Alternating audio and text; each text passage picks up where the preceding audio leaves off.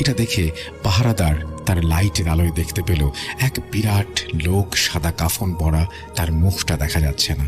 পাহারাদার অনেক ভয় পেয়ে যায়। সে ভয়ে ভীতু গলায় ডেকে বলে, কে ওখানে? এত রাতে কি চাই?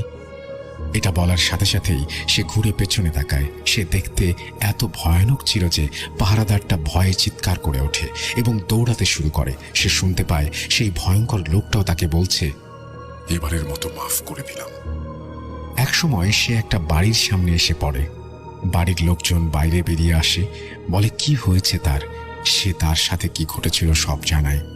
সে কয়েকদিন খুব অসুস্থ ছিল, তারপর ঠিক হয়ে যায়। তারপর ভয়ে ভয়ে সবাই লাশটাকে আবারও কবরস্থ করল।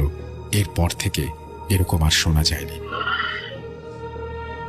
তো রাসেল ভাই, এই ছিল ছোট্ট একটি ঘটনা। আবারও বলছি, ভুল ত্রুটি হলে মাফ করে দেবেন। গুছিয়ে না লিখতে পারার জন্য আমার এটা ছিল প্রথম ঘটনা। ঘটনাটি পছন্দ হলে পড়ে শোনাবেন। আমি আরও কিছু ঘটনা নিয়ে আসব। ঘটনাটি যদি প্রচার হয় জানাতে ভুলবেন না। সবাই ভালো থাকুন, সুস্থ থাকুন। আল্লাহ হাফেজ। এই বলে তিনি তার ঘটনা শেষ করেছেন। থ্যাংক ইউ ভেরি মাচ আপনার ঘটনার জন্য। আশা করছি এই ঘটনাটি আপনাদেরও ভালো লেগেছে। যদি ভালো লাগে আমাদের অবশ্যই জানাবেন এবং